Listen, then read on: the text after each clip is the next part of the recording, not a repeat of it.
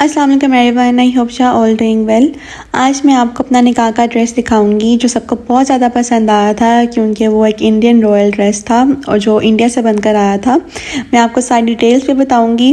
मेरी लुक और मेरा ड्रेस सबको बहुत ज़्यादा पसंद आया था, तो मैंने इसलिए सोचा कि एक इस पर ब्लॉग बना लेती हूँ।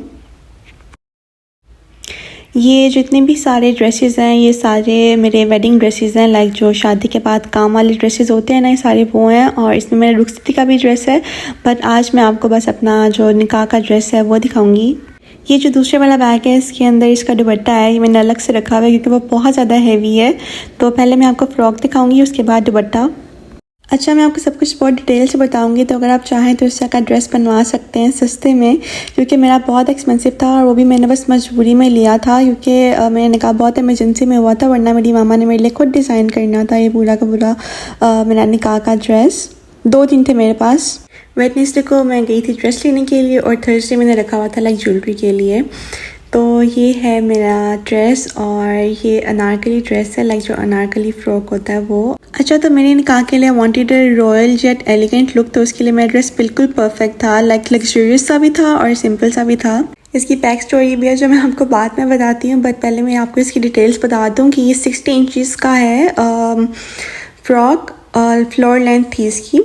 तो और जो बॉटम है इसके नीचे इन्होंने यहाँ पर ऑर्गेन्जा लगाया हुआ है, किनारी किरण है और साथ में जो कपड़ा है यहाँ इनर, ये इन्होंने बनारसी जो कपड़ा होता है वो सेम कलर में लगाया हुआ था। और ये इन्होंने यहाँ पर कलियों में गोटा लगाया हुआ है। इसका फ्लेयर बहुत बड़ा है, लाइक काफ़ी ज़्यादा बड़ा है और ये ऑलमोस्ट 7 गज का सिर्फ इसका फ्लेयर था नीचे से। और इसकी जो कलियाँ हैं वो 10 आगे कलियाँ थी और 10 पीछे थी, लाइक बैक और फ्रंट की मिलाकर बन रही थी ऑलमोस्ट 20 कलियाँ इसकी।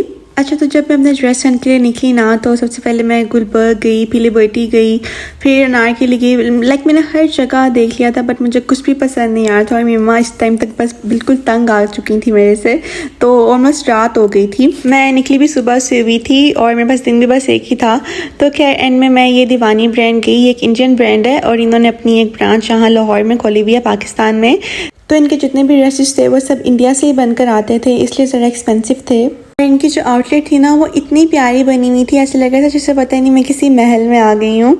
तो जब मैंने ये ड्रेस देखा ना मुझे इतना ज़्यादा पसंद आया और सबसे बढ़कर जब मैंने ये ट्राई करके देखा ना तो बस ऐसे लग रहा था जैसे बस मेरे लिए बना हुआ है और इनके पास बस लास्ट पीस पड़ा हुआ था इस ड्रेस में।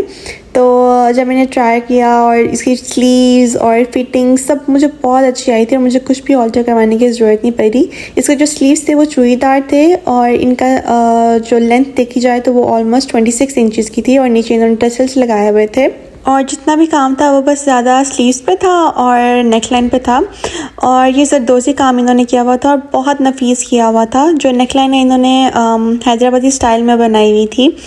तो जितना भी ये काम था वो सारा जो एंटीक रॉयल कलर होता है ना, जो गोल्ड कलर होता है, कॉपर कलर सॉरी, उस कलर में था। और मैं आपको बाद में इसका ना क्लोजअप भी दिखाऊंगी ताकि आप स्क्रीनशॉट ले सकें। और ये इसकी बैक है, बैक पे भी इन्होंने टसल्स लगाए हुए थे और थोड़ी ब्रॉड रखी हुई थी इन्होंने।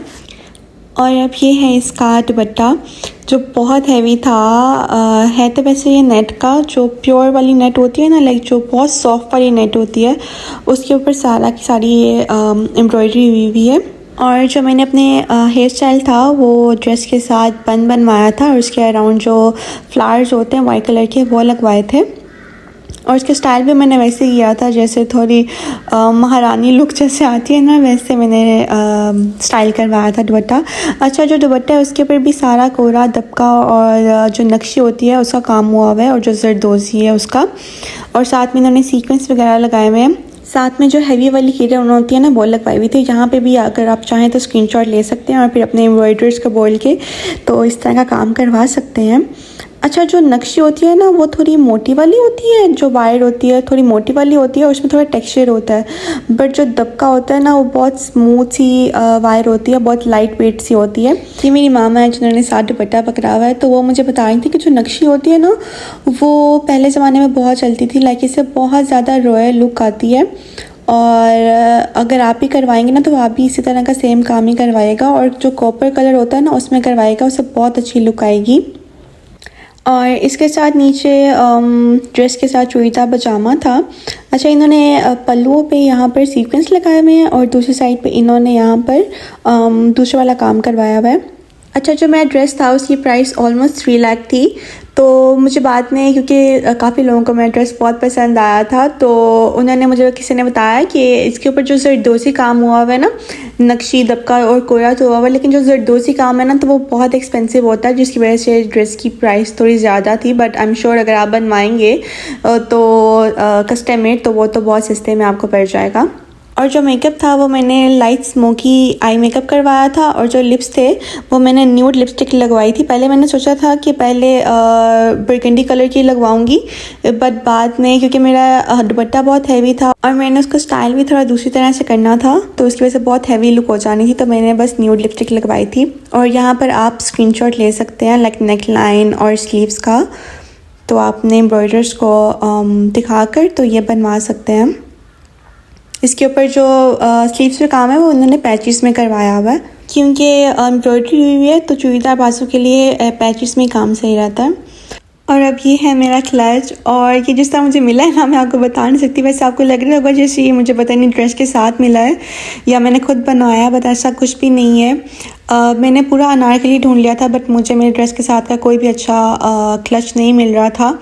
तो जिससे मैंने कहा था ना, उस दिन सुबह के टाइम मैं लिबर्टी गई, बस एक लिबर्टी रह गया था, क्योंकि यहीं से ज़्यादा ज्वेलरी या बैग्स वगैरह मिलते हैं।